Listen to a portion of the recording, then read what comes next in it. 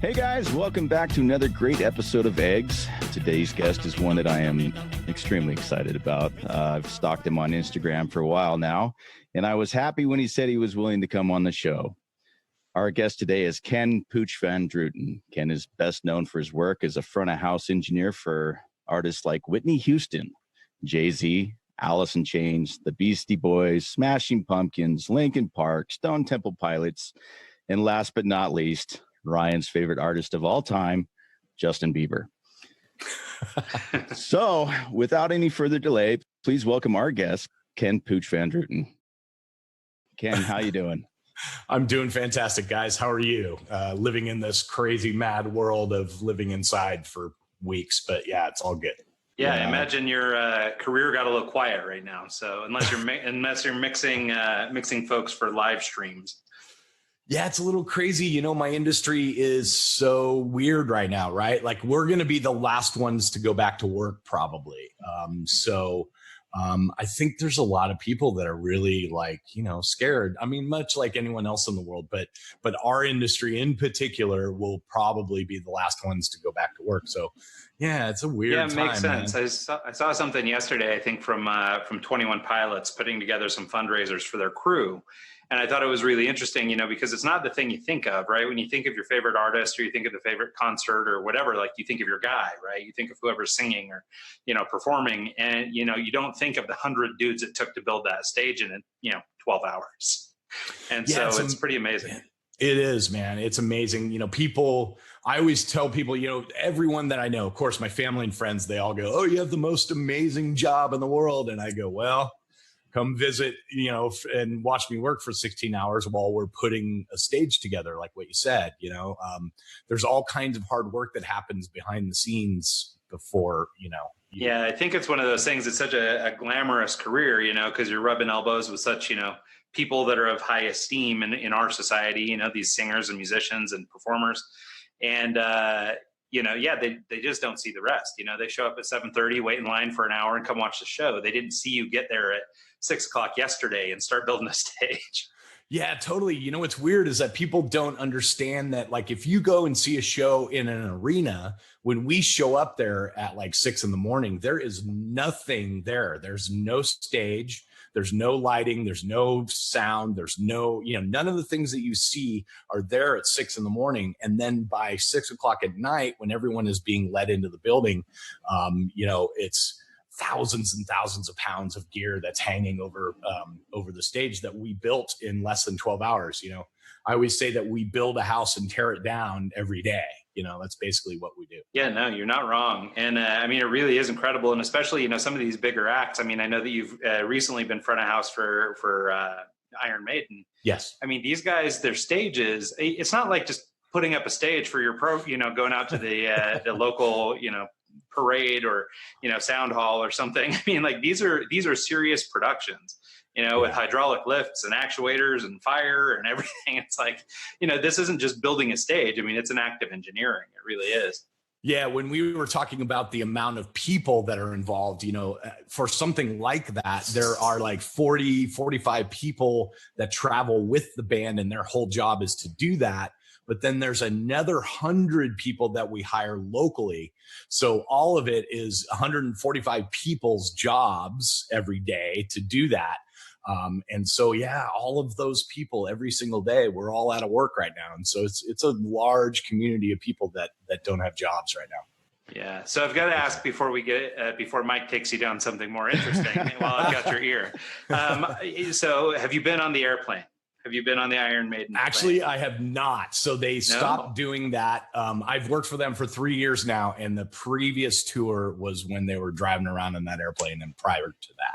Gotcha. So I haven't. I should probably clarify for listeners. One of the interesting facts about Iron Maiden is their singer, Bruce Dickinson, is a commercial airplane pilot.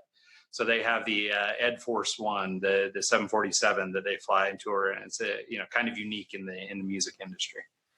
Yeah, it is. You know, I'm kind of bummed that I haven't had that opportunity yet, but yeah. Well, Lord willing, you'll get it. Hopefully. Yeah, we'll see.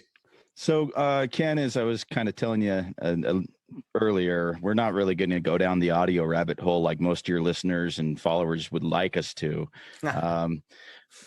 our listeners are more business centric and kind of want the overview story. And with that, let's start kind of at the beginning. I heard you started off with music fairly early in life, as young as 3 with the piano. Is that accurate, or is... It is. So my mother played classical piano. And so when I was first born, I was, put in the bassinet underneath the piano as she rehearsed and practiced. So I've had music in my veins, since I was born. But at age 3, they started me on piano lessons. And so from age 3 to like probably 13 or 14, I was, by the time I was 13, I was doing like competition, classical piano competition. So I have to ask, because I kind of had a similar upbringing. I was doing Suzuki at 5 or 6, and my mom had the cassette tapes. I'd get in the van and she'd hit play, and that's all I would listen to is All the Turk by Mozart and stuff like that. So I is that the same method that you were in? It wasn't Suzuki, but I had a really intense piano teacher. And it was all those things like, I would get these busts. I remember there was these little busts of like Mozart and Bach and, whatever. And those were like the prizes for when I would complete a certain, whatever. I just remember that in my childhood, I had a whole bookshelf of these weird plastic busts of all the composers, classical composers. But yeah, I mean, it was pretty intense. It was, I had a lesson that was 2 hours every week. And I was probably practicing, towards the end, I was practicing like 2 hours a day, probably, with my mother forcing me to, pretty much. Well, I was going to say, I mean, you stopped around 13, 14. That sounds about the time you start looking to be cool. That's exactly right. Yeah. Right then I decided that I probably wasn't going to get the girls by being a classical piano guy. So I picked up other instruments. I picked up like guitar, bass, and drums, which I thought were going to get me the girls. So yeah, that's what happened. Well, and you formed a punk band, right? I did. Right around that time, you got in a punk band, and you guys won a Battle of the Bands, which took you to LA to record. That's crazy. You guys have done a lot of research. Yes, that's exactly what happened. Okay. So talk about that experience. Talk about that and how it changed your life. Yeah, you went from classical guitar to all of a sudden, classical piano to punk rock guitar, which I'm sure is an abomination to your piano instructors and everybody else. Yeah. So, but yeah, just talk about that, a little bit, and how getting down to LA do you spend a lot of time in LA anyway? I know you're a Texas guy now. I mean, was that a big thing for you back then? No. So it's kind of a long story, but I'll try to make it short. I was a horrible teenager and was like, getting into all kinds of trouble, and basically got kicked out of a couple of public high schools, and then kicked out of a private high school, and finally got sent away to boarding school. And that boarding school was near Los Angeles. And it was a performance arts boarding school, similar to, if you've ever seen the old show called Fame. It was a lot like that. It was like, all the students were different kinds of people. They were musicians and actors and, whatever. And that was the school. So during the day, there was general studies of math and whatever. But in the afternoons and into the evenings was all like, music and acting and, all of those kind of things. And I went from being a horrible teenager to going to that and really flourishing because it's what I wanted to do. So my parents gave me a great opportunity. And so that punk band was actually a band that was formed amongst the musicians in that school. And we won a Battle of the Bands that was a local kind of Battle of the Bands. And the prize for that was a weekend in the studio in Los Angeles, or in a recording studio in Los Angeles. And so I spent that weekend in Los Angeles, like not even paying attention. I was playing guitar in that band, and I was like, I don't even care. I want to know what that guy is doing, meaning the producer and the engineer. And that's really where I got my first taste of what I do now. And that was like, I knew immediately that was what I wanted to do. That's amazing that you had that opportunity. For sure.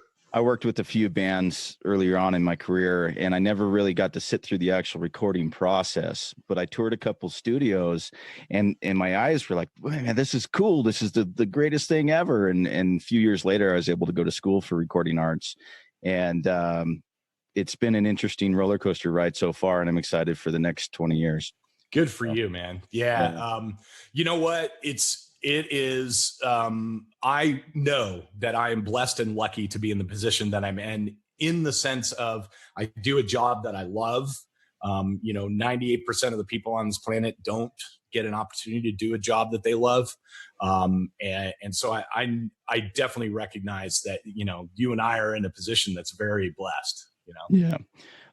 So after you went through the studio with the Battle of the Bands, you ended up in Berkeley. You went to the College of Music at Berkeley. And did you kind of start looking into the different options after you went through the studio and were trying to figure out the best route? How did you settle on Berkeley, and why? That's really an interesting story.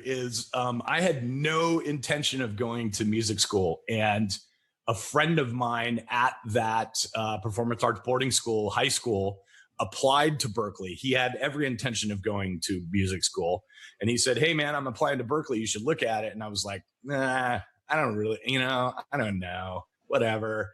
And I applied, and he didn't get in and I got in, which is great. A weird situation. Like, I think 25 years later, we kind of found each other on Facebook, and he is like, now he's an insurance salesman or something. And so it's like, even it was weird, like 25 years later, like awkward, like, he's mad at me that I went down the path, I guess, but whatever. I mean, it is what it is. That's how it happened. I really lucked into it. But after I got accepted, I started really doing like the research on it and was like, wow, this is an amazing school. And I'm really lucky that I got in. But yeah, there was no like, hey, I'm going to Berkeley and I'm going to study, it was like, I totally fell into that. That's awesome. Yeah. Go ahead, Mike. Go right ahead, Ryan. Sorry. Oh, I was just going to say, okay. So, I mean, as we're progressing through your career, you went from bad student to great student, apparently. And then, okay, school's done, you're moving on. Like, where's music factoring in and all this? Like, so, I mean, are you still playing yourself? Have you started working with other bands while you're going through school? Like, how are we progressing into this path? It's weird because music has always been like a major part of my life. But I've had this really strange journey. My parents, although my mom was a musician and, whatever, I don't think that they had the vision that they wanted me to really go to music school. I think once I got into music school, they were happy about that. But like my father, I come from four generations of medical doctor people in my family. And my immediate family is like literally, 4 cousins, and, like my dad's brother is an MD. My dad was an MD. His father was an MD. So that you can see there was a lot of pressure on me to be a doctor, right? Sure. So I kind of had this alternative life of trying to figure out if that was something that I wanted to do. So I got my EMT license, and I was working as a ski patrolman in Northern California, kind of in the off time from school. So like I was working on weekends as a ski patrolman in Boreal Ridge in Northern California, and then kind of in the time period between that high school and when I went to Berkeley, I was like, okay, I'm going to give this a shot. I'm going to decide, like, should I be a healthcare professional or should I be a musician? And I started working as a EMT for an ambulance company in Northern California in Oakland, and got the experience of, scooping people up off the pavement for $15 an hour. Yeah. I mean, you could have always gone the route of like a Greg from Bad Religion and, be the singing PhD. Yeah, maybe there's a way to bring these together. I don't know. I've never been that smart. It was just kind of this weird journey for me. And I saw right away that even though the pressure that it was on me from my family to do that, I just discovered it was not really for me. So I had that journey going on. I also, all through my teenage years, the summers, I worked as a camp counselor at a Boy Scout camp. So did I. Did you? Right on.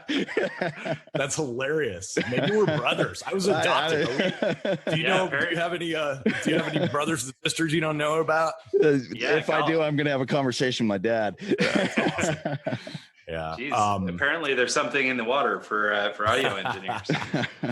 Yeah. So, I mean, listen, I have always been a perfectionist and achieving for greatness. I think up until recently, I was the youngest Eagle Scout in Northern California. I think recently some guy got his Eagle Scout when he was like 14 or something, something crazy, whatever. But I got my Eagle Scout when I was like just turned 16. It was a prerequisite for me to get my driver's license. So I got it when I was like 16 and a half, like 3 months into it. So I was on top of that because I had to drive. See, there you go. There you go. So anyway, I worked for this Boy Scout camp in Northern California in the hills near Yosemite, a place called Wolfboro. And so you know what? I mean, I just had all of these kind of different directions that I was going in, but the focus, it really came down to, you know what? I love music. I'm going to go to Berkeley College of Music. And I had that one experience of working in the studio, but I didn't have it in my head that I was going to go to Berkeley and become a music production engineering student. That wasn't my goal. I was going to Berkeley to be a musician. And I went there, and the first semester, I started looking around and going, holy crap. I went there as a bass player, by the way.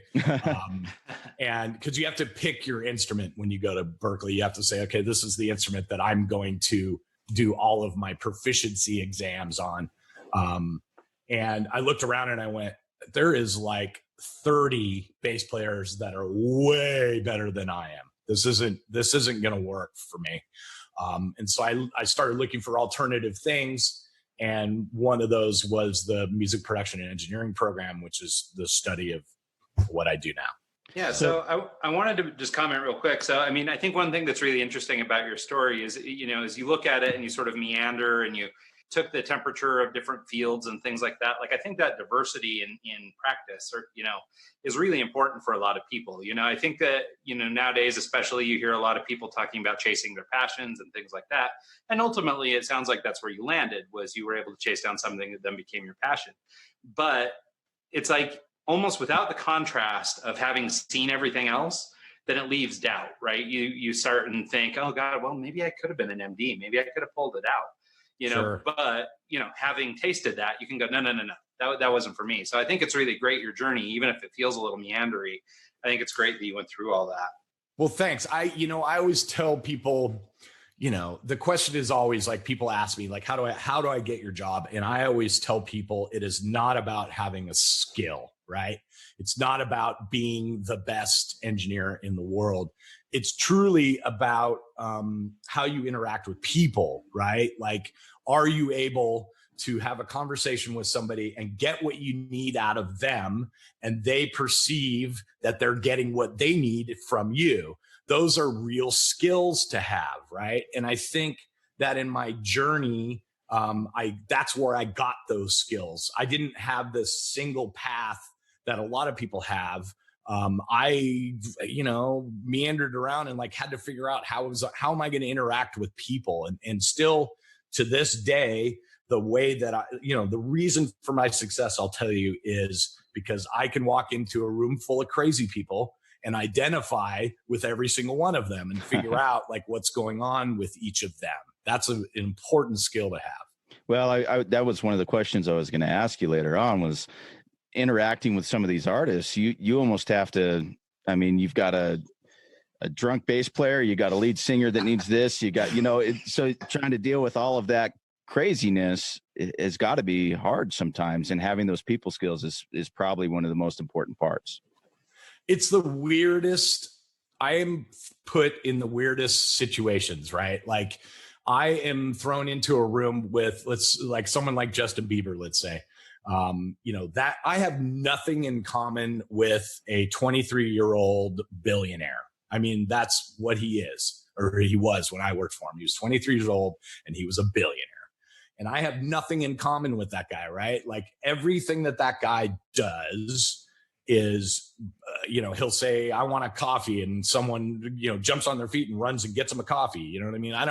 None of that like happens in my world. Yet I'm able to walk into that room and still have a conversation where he perceives that I know exactly what he's talking about and can get what he needs from me. So I don't know if that is that I'm good at, I'm good at having a shell of showing, because really like behind the scenes in my own head, I'm going, I have no idea what this kid is talking about. Well, I think it's a combination of things, right? I mean, first of all, especially if you're front of house, I mean, these musicians are relying on you, right? I mean, if Bieber comes off bad, it's your fault. That's right. so, I think there's probably this little bit of mutual adoration. Maybe you don't have, $1 billion in the checking account, as so few of us do, Lord willing though. And, yes. but I suspect that there's got to be sort of a professional respect that goes both ways, in that, as good as he is, he's standing on a street corner singing without the front of house guy. Absolutely. 100%. I think there's a shared value there where you're both sort of, equal partners, even if he's the one being paid for it. Yeah, I think absolutely that's part of it. I think that he trusts his own people that surround him to tell him that he has the best sound guy in the world. You know what I mean? So there's that respect that he knows that I've been hired to do a job, and he's expecting me to have some sort of level of thing. But just on kind of just a people skill level, that's a weird thing to have, is to be able to, walk in there. And I just noticed that in my own perception of people now. And honestly, this is not something really, I've kind of developed it as a skill over time, but I will tell you that this is God-given. This is not something that I like figured out. I think it's just a thing that I have, which is the perception of knowing what that person needs from me, or what that person is getting at when they're saying something very strange, Yeah. Yeah. No, well, and I think it's, it's a combination of many things, right? I think this value is a piece of it. There's certainly a skill level, like you mentioned, it's more important, these people skills maybe than, technical knowledge, for example. But when you have both, man, you're a powerhouse, right? You've got the technical knowledge, but then you also have this, innate ability to read people and, help people feel comfortable, right? They know that they can rely on you and trust you. So, I mean, yeah, those are all great characteristics to lean into. Yeah. I mean, you still have to deliver, right? Like when given the opportunity, you still have to be the guy that, makes the field goal. But, my point is to telling people that want my job, or people that are interested in this kind of industry, is learn those things first. Like you should be going and studying psychology 101 over being, studying advanced mixing, but you're absolutely right. In the end, you better be able to deliver. Well, so can you take us back? So you started to get into it. Basically, we're back at Berkeley. You've switched from bass to now you're getting into production. How does that happen? And long before we get to Justin Bieber, how do we get to, I don't know, Justin Jones or some random guy that works nearby? Actually, yeah, I kind of want to jump in on this too, Sure. just because time frame wise, it's in the audio world, it's kind of an early on, right? I don't want to date you too much, but this was pre-digital consoles, right? It was. Okay. So, and you weren't focusing on live, you were focusing on studio recording for the most part, correct? I was. So how do you go from school to studio to live? It's another meandering journey. I had no desire. Being a live sound engineer when I was at Berkeley was not on my radar, period. When I first moved to Berkeley, I went to a local studio there and asked them to do anything. I'll take out the garbage. I'll do whatever it takes. And I met with the owner, and for some reason, he kind of he took a liking to me. I still remember this dude, Ken Canavas, man. He was a guy that gave me an opportunity. There were, at the time when I was going to Berkeley, this is like 1988. There were like 300 music production and engineering students that all could have done the same thing that I did, which was go to this studio and say, I'll do anything. And for some reason he liked me. And so that was cool and gave me the opportunity. And for the whole first entire year, all I did was make coffee and took the garbage out. And I was like fly on the wall, watching what other recording engineers and producers were doing. Fast forward to 4 years later, as I'm going to school, 4 years later, I am the head engineer of that recording studio, having taken a lot of the jobs of the guys that taught me a lot of stuff. So, it was a time period in my life where I didn't sleep. I was literally working, from 11 p.m. until 7 in the morning in the studio with clients, and then going to school. And then I had a job parking cars too. That was like 3 hours in the afternoon. So, I think I've always been kind of a go-getter, and I'm just gonna, whatever. But how I got into live sound was when I graduated from Berkeley. I had some credits as a engineer and a producer from working in that studio in Boston. So I already had some credits. So moving to Los Angeles, you either move to LA, Nashville, or New York when you're a recording engineer at that time period. Those are the three places. I moved to Los Angeles, and I started in Los Angeles as a recording engineer and a producer, and as an assistant. And I got to be an assistant for some major producers of the day. One guy's name is Bruce Swedien. He's a guy who's produced pretty much every Michael Jackson record, amongst thousands of others. He's world renowned producer. So I got to be an assistant for him a couple of times. And I started doing my own projects, and my big break as a recording engineer was a band called Toni. Mm-hmm. And if I had no loot. That's it. I thank you for that one. That's funny. You should thank me for that. That's the song that I worked with. One of the songs on that record. Oh, that's awesome. So, but that story is trippy too, right? Like there is no reason why a 21-year-old kid should have the opportunity to work for Toni. And the reason that happened was Toni was kind of at the height of their career. They went to Trinidad to record that album and spent all their money and didn't have anything recorded. And so the record company said, you're coming back to Los Angeles, and you're going to work in the cheapest studio in town, and you're going to finish this record. Wow. Well, guess who was working at the cheapest studio in town? Right? So I got that opportunity because I was working at the cheapest studio in town, Paramount Recording Studio. And I happened to be the guy that they assigned to be the engineer. And so, a lot of these opportunities I set myself up for these opportunities, but they were truly like right place at right time. I hate that I say that, but that really is what's happened to me.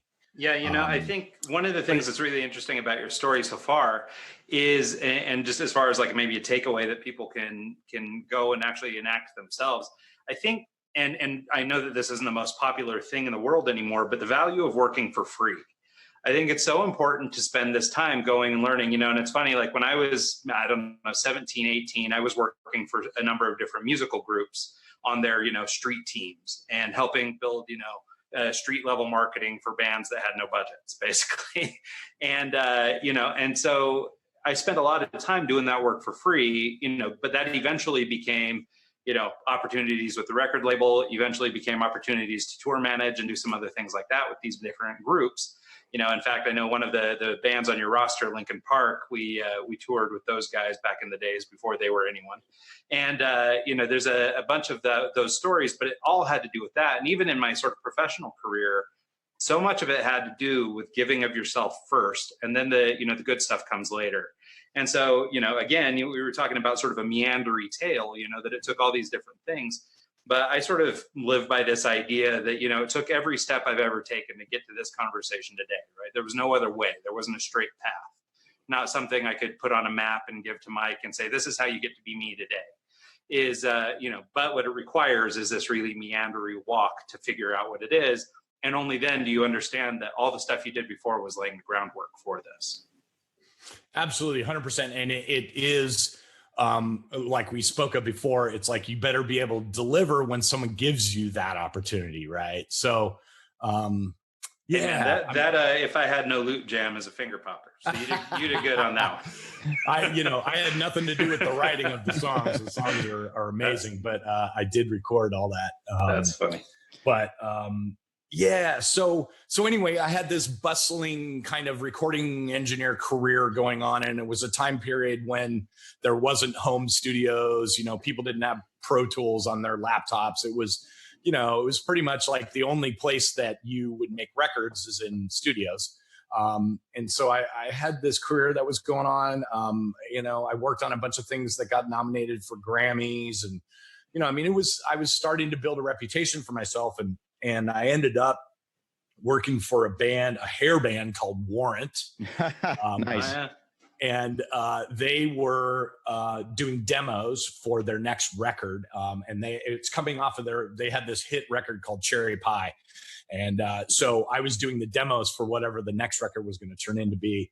And the guy, the lead singer, he's not alive anymore, but the lead singer turned to me and said, "Hey, we just fired our live sound guy. Why don't you come mix our show tomorrow?" And I had literally never, ever mixed a live show in my life. I had played live shows as a musician, but never paid attention to what the live sound guy was doing. Wasn't even on my radar, So if you're coming off Cherry Pie, that's Warrant at their peak. That's not like Warrant Garage. So really quick, the end part of that story is that the next day I literally found myself mixing them in an arena at the LA Forum, opening for this other heavy metal band called Rat. And all of a sudden I was like a guy that had never mixed live sound, and now I'm sitting at a console at the LA Forum with 12,000 people. And and I want to jump in a little bit, because there's a huge difference between a studio session and a live session, because not only do you have front of house, you have monitor mix, and this is in the days of analog too. So it's not like you can just jump in and tame the beast. It's like there's a lot of different moving parts in the live show that don't exist in a studio environment. How did that go over? In an arena forum, I don't even do live stuff because I'm a studio guy and I've never had the experience of doing live. And I am intimidated to try and go and mix a band just because of the live aspect of it. And going from studio to live has got to be night and day. How was that? It was, and you got to realize the technology of the time for live sound was not good either. We were literally high-fiving each other when you could hear the vocal all night. That was what it was like. It was absolutely completely foreign to me.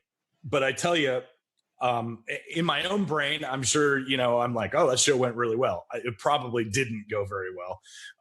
But what I did fall in love with immediately was the instant gratification of 12,000 people screaming for something that you're doing, or a part of. Anytime the guy plays a guitar solo and I'm turning the guitar solo up, and 10,000 people scream for that. They're screaming for the guitar. They're screaming for the guitarist, really. But I'm a part of that. You know what I mean? And so even now, later on in my career, I still the hair stand up on my arms when that kind of stuff happens. Yeah. And that made me I didn't even look at studio after that. I was like, yeah, whatever. This is where it's at, man. So Ryan and I have a history of promoting shows. We did a bunch down in Phoenix, and I did a big show here in Idaho for 4,000 plus people. But it was what I'm getting at is when we promoted the shows down in Phoenix, I was the lighting guy. and I sat behind the board and I created the mood, and I created oh, we got a drum fill, let's strobe and let's do this. And people don't realize that the lighting guy, the sound guy, the people that are involved in the show are performing just as much as the people on stage are, but the accolades aren't necessarily drawn our way because we're kind of behind the scenes. Do you still get like pre-show jitters? And do you still kind of, I mean, like you're performing almost as much, if not more, than what the lead singer and the guitar player are doing. Do you still kind of get nervous coming into a big arena and okay, let's do this? Of course. It's still very, absolutely. Right before a show starts, there's all kinds of things that could go wrong. And so, the few minutes leading up to when a show begins and all of a sudden things start feeling like everything's working, those are very tense moments even to this day. So coming into a big arena show, you've got you're flying arrays, you've got all sorts of crazy different environments coming into each arena. What do you use for a reference mix when you come in? Are you using like a studio recording and checking the speakers with that, or are you doing a rough mix and kind of adjusting as the night goes on, because each environment's different? It is. So prior to about, I don't know, maybe 10 years ago, we would use a recording that we were very familiar with, or several recordings that we were very familiar with. For me, that meant I had a Tears for Fears recording that I was like super familiar with and knew what it sounded like in every kind of different room. And I would pop that into the CD player and listen to it and hear what the room was doing. And then we would make adjustments to the speakers in regards to that particular song. Usually it would be a bunch of different songs. And the reason is each recording had its own purpose. One recording was so that we could listen to the low end part of the PA. Another recording was for the mid range. Another was for the high end. And so there would be 2 or 3 songs that we would, use. But what happened about 10 years ago is, along with digital technology, is a thing called virtual playback, which allows you to take all of your recordings, multi-track recordings of the night before, and play it through your console again and be able to kind of recreate what it's going to be like when the band plays. And so nowadays I pretty much use that exclusively as a recording of the previous night. That's so awesome that you have the ability to do that. Just open the Pro Tools session and start doing a mix down and get it kind of done or That's close. Right. And then when they jump on, you're almost exactly what you were the night before. So that's pretty neat that the technology exists. Can you talk about the switch over from analog to digital and how that affected the industry? And I know still to this day, there's guys that are hesitant to even use digital. Is it Queens of the Stone Age? They're still using an analog board? There's a couple of them. Yeah. What sucks in all this is that I had to live it twice. I lived it in the studio. I have a vivid memory of a guy rolling in a brand new digital tape machine. It was a Mitsubishi X850 32 track digital tape machine. And it was the first digital machine that anyone had seen. And he's rolling it into the studio. And I have this vivid memory of like 5 of us standing around it, like, cavemen looking at a rocket ship. We're just like, what is this thing? And so I kind of lived that. And for those of you that don't know a lot about audio, there were some really dark days in the switch from analog to digital. Probably almost 2 years of like kind of everybody that was an audio professional was not happy with the results that digital audio was doing. And it was, there was a whole time period there where there were people pushing back on that. And we're like, nope, digital audio sucks. I don't want it. And it took a long time for that to come into play. Well, the same thing happened in live sound, but it happened 10 years later. So I was the guy that got to live it in live sound land.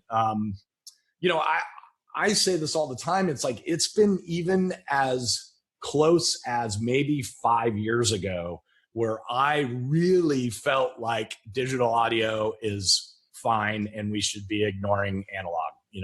The stuff, the benefits that you get from the digital audio realm are outweigh what you can do in analog world. And it sounds good enough now that we're cool with it. But that only happened like 5 years ago.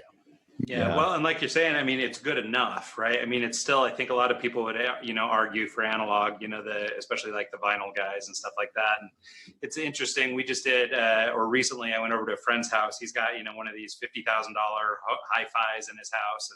And he had never played vinyl through it. He'd always done, some high quality thing through, one of these digital distribution services or whatever. And we plugged in just my crappy old, record player that's 30 years old, just, with an old worn out needle. And we're playing just, some old stuff, some Al Green, some things like that through it, and then playing the digital equivalent. And it's remarkable how much difference there is. And, if you weren't playing them side by side, you probably wouldn't know. You'd be fine with digital, right? But but after that, he ran right out and started getting into vinyl recordings because he was just like, I can't even believe how much warmer it is and how different it is. So it's true. I wonder, though, if we can go back just a little bit and talk about sort of, I mean, you've played the Forum now. I mean, what a baptism by fire that is, by the way. I mean, versus, starting at some seedy club in LA, you go right to the Forum. But what's it like for a young professional trying to find work in that field? Like once you've done that show, I imagine maybe word gets around, or maybe, you start to become known. I think it's kind of a small community. So I imagine that word starts to spread. But I mean, is that how you moved through this, or how did you actually make this into a sustainable career? Yeah, that's really interesting question. I certainly didn't get more work just based upon that one show. This was an uphill battle over many years. It's kind of weird that I just threw away a pretty thriving studio career. But I was young and I saw the opportunity. Hey, man, you get to tour the world. And I think back then more so now than now, it was, sex, drugs, and rock and roll. So it had a lot of, draw. I was like, I don't care that I'm not making any money, But no, I mean, this was not an overnight thing. I worked with that band Warrant for like 6 years and pretty much like followed them all the way to. I have a vivid memory of myself and two other guys driving a van across the country with the band in the van and a U-Haul on the back. And literally, like, as I'm driving in the middle of the night in Texas, I'm going, what the fuck am I doing? Like, what am I doing? Excuse my mouth. What am I doing here? So there were, ebb and flow to all of that. Right. But in general, to answer your question, this is a completely word of mouth business, and your reputation is the reason that your phone rings. There are a small amount of people that are getting the opportunity at the biggest gigs. So it's a matter of I truly believe this, that if you do good work, people will talk about you. So if you are, I always tell people, like, the number one thing is don't be a dick. Right? I mean, if you are a guy that gets along with people and are known to get a good result as a sound person, then I truly believe that the job will find you. But if any of that is wrong, there are amazing I can name you 2 engineers, and I'm not gonna, but 2 engineers who are top engineers, even I would say maybe better engineers than I am, that cannot get work right now because they're hard to work with. Yeah. I think that's a really important distinction, because it really is true. I mean, I think And I imagine as sort of our whole world has evolved, but so has, the music industry specifically, there's probably a little less room for these prima donna, hard to work with folks than there once was. That's And true. and so I think, as we go, and I mean, I think it's true just of being human, right? I mean, don't be a dick. The cooler you can be or the easier you are to work with, I mean, obviously that attracts people. But I think that's a great observation that, even though these guys may be masters of the skill, That's right. they understand the physical bit of how to do this. They don't have that soft skill. They don't understand how to play nice. And as a result, they're not working. That's true. And I'm sure that happens in all businesses, but in particularly in a business that is word of mouth, that guy's not going to work. Yeah. So I actually want to kind of change focuses a little bit here. I actually want to talk about the day-to-day life of someone that's on the road in your industry. Sure. How many days a year are you on the road? What's a normal work week look like? And what's day of look like? Generally, I am touring away from home for 10 months out of the year. And it's not 10 months solid. It'll be, like whatever, 8 weeks or 10 weeks solid, and then home for less than a week, and then another 10 weeks. And it goes like that. Iron Maiden is a little bit different in that they work, 4 to 5 months a year, and they work those 4 months straight.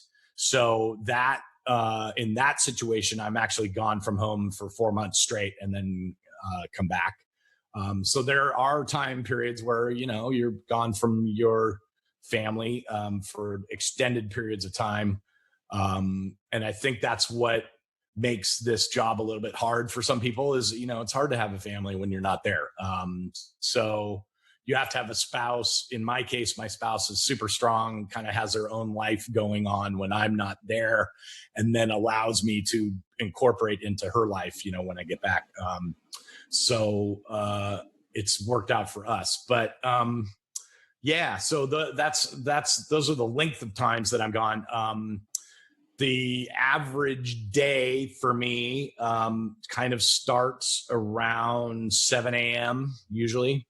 7 a.m. is when the trucks are all backed into a loading dock area and start dumping all of the gear. The technology nowadays requires sound guys to actually go into a room and take measurements of that room empty, and then input those things into a piece of software that gives you a model of what that room looks like because of your measurements. And then you spend a bunch of time in that piece of software making decisions about how many speakers there's going to be and what they're going to be pointed at, and that kind of stuff. And so there's a bunch of computer manipulation that happens probably for a couple of hours from 7 until 9. And then the speakers come off the truck. We hang all the speakers. Everybody's kind of working together all day long. The doors open for people generally around 6 o'clock. Prior to that, depending on the band, I'll have a sound check, at 4 o'clock in the afternoon. And a lot of guys, because of that technology I spoke of earlier, that virtual playback, bands, more and more bands are not doing sound checks. They're just letting me do that technology, and it seems to be working well. So that's different these days.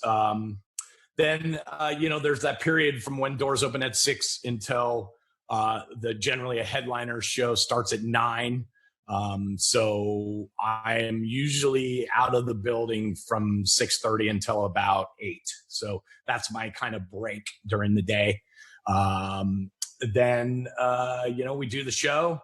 Show immediately gets over. We kick everybody else out. And, what took us 13 hours to load in takes us about 2.5 hours to put back in the trucks. And the reason is that we don't care what's broken. We don't care. Literally, we're just ripping stuff up and throwing it in a box and being like, okay, tomorrow we're going to fix it. That's not to say that there is an order to it. There is, and there has to be.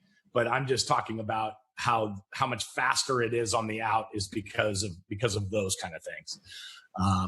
So we're usually driving away from a venue about 1:30, 2 o'clock in the morning. And then we drive for 5 hours to wherever the next place is and do it again at 7 a.m. So do you average 2 shows a week normally? That's about Generally, most people do 3 shows in a row and then a day off. Okay. And depending on the band, the day off could be a long drive to somewhere else. So a day off may mean you stuck on a bus. The reason I'm asking all these questions is because I'm at a turning point in my life where I'm thinking about maybe going down this road. Are you? And well, I mean, it only makes sense at this point. And Cool. The day-to-day life and the 3 days on, day off, and gone 10 weeks and back for a week and stuff like that is the type of stuff that I think a lot of people don't think of when they're getting in this career, and they don't realize that it takes a toll. It's a lot of work. It's stressful, and it's something you have to take into consideration before you jump in. But yeah, I think it's just, to kind of cap that story, I think it's just one of those things that, the career itself, or the act of being a touring person or whatever, all that business is really glamorized. And, I think most people would aspire to that. Like, oh my God, if only I could be on tour all the time, or whatever. But I think once you finally have the opportunity to do it, and it's funny hearing your stories about cruising across Texas in the van with Rat, or Warrant, excuse me. Warrant, yeah. Like in one of my past lives in a touring story, we had taken an RV from California out to Asheville, North Carolina, where it subsequently exploded. And then we had to rent a Ford Explorer and pull a trailer with us for like 10 nights of a tour. And it was just, but it's a nightmare. You see yourself crammed in this box or, this little truck with 6 guys, you're sleeping on the floor of hotel rooms and whatever you can scrape together. I mean, it's not easy on a body, but I do like how you pointed out how it's working like in your relationship too.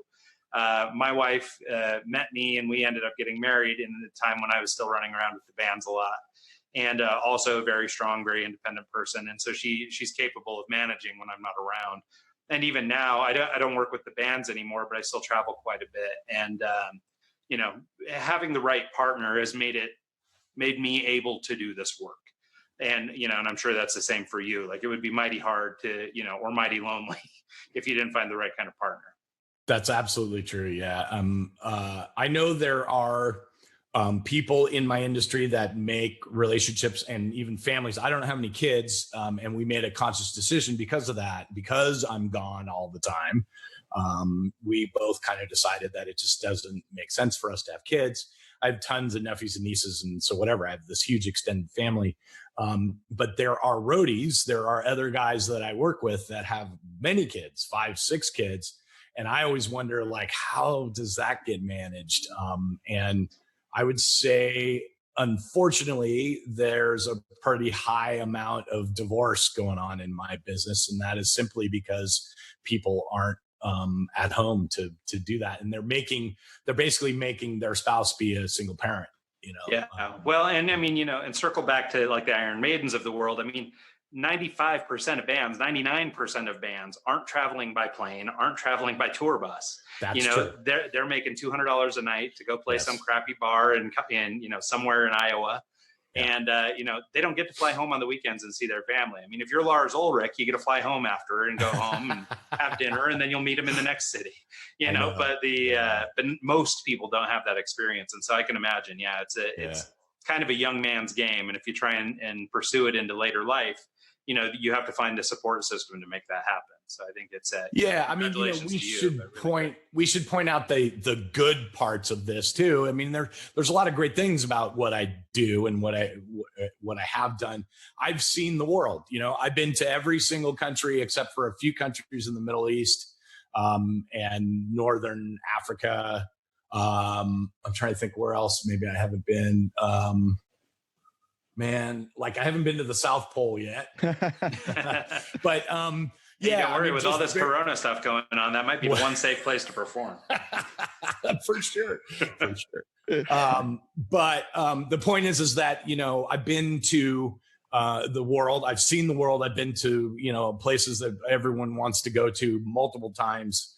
And so that part of what I do is pretty amazing. And was kind of the reason that I got into this in the beginning. Yeah. And I mean, I did it on a much smaller scale, but to sort of echo your story, I mean, I saw just about every state in the union, while we were running around for my little short stint of tour managing a couple different bands. And, I mean, what a cool experience. What a cool way to see these cities, I mean, it's pretty incredible. So I think to your point, I mean, there's, two sides of the coin, right? There may be some challenges, but it's not unlike any other career or any other life choice or any other anything. There's goods and bads. So. Yeah, absolutely. Absolutely. So, not to, help my own self out, but to help my own self out, what, as someone who might be thinking about going down this road and trying to get into the live circuit, what's an entry point for someone like me who is out of school, never worked live, never worked in the touring establishment? Sign up to be a roadie and just go in that route and get coffee for you. Well, it's funny, that used to be, this business used to be people that didn't really need to have skills. We called it the cocaine cowboys. They were like the guys that were, like Lost Boys, like total circus dudes, those were the guys that became the carpenters or, whatever, because they didn't have a skill. Nowadays, it's really a business and people are looking for people that have skills, like yourself that maybe went to a school. But even at that, getting to be a mixer in this business is just like any other business, in the sense you have to start at the bottom and be the guy that empties the garbage can. But the way that most people do that is by getting a job working with one of the major touring sound vendors in the world.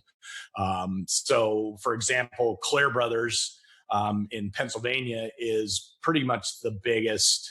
They're called Clair Global because they're the biggest global sound company in the world. And they have, upwards of 500 employees that are all touring professional guys. Getting a job with them and working in their shop for the first year, soldering.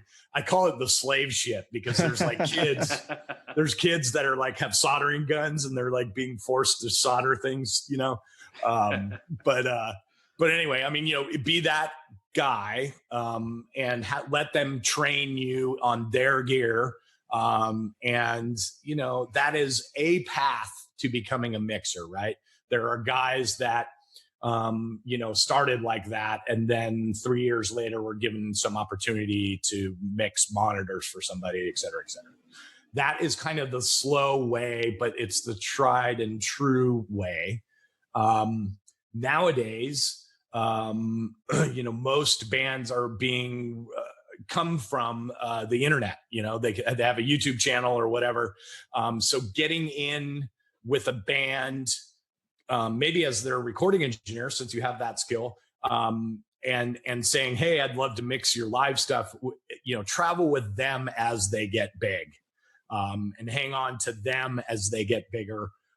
Generally, bands are loyal to somebody that's been with them from the beginning. So that is another path.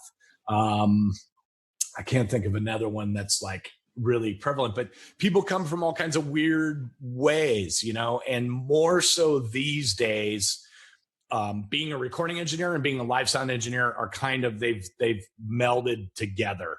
There used to be a very big distinction between a live sound engineer and a recording engineer. Nowadays, there's a lot of recording engineers that are live sound engineers and vice versa. That's awesome. Well, Ken, thank you so much for taking the time to talk with us. Really appreciate it. I think the conversation was amazing. Where can people find you? I know you just started a YouTube channel and you're doing a podcast that's more audio related. So if you're listening to this and wish we would have gone down some, EQing techniques, tune into your podcast on YouTube. I think you were talking about mixing with 3 guitars on your latest episode, and that's an aspect I never thought about. Where do you put the third guitar? True, it's true. Yeah, it's weird. Like, so in this new normal where we're stuck at home, I'm like, okay, I'm going to be here for a while, so I better figure out like how to make a YouTube channel. So I would say in the last like month, I've been trying to figure out how to do all that, or the last 3 weeks probably. But yes, so I have a YouTube channel. If you go to YouTube and just search Pooch Sound Engineer, you'll find my channel and all kinds of stuff. My Instagram is FOH_engineer_Pooch, POOCH. And also Facebook is the same for now, FOH engineer Pooch. So I know you get this all the time, and you probably hate it, but you got your nickname from Motley Crue, right? Yes. So it started as like Big Dog. Like they started calling me Big Dog. And then Vince Neil was the one that really turned it into Pooch. He started calling me Pooch. And then the weirdest thing, of course, you've seen in how my career is, I went working from Motley Crue to Whitney Houston, 2 totally opposite things. And when I got to Whitney Houston, she loved Pooch. And so it just kind of stuck. And then there was this weird time period where people couldn't make the distinction between whether Ken and Pooch were the same person.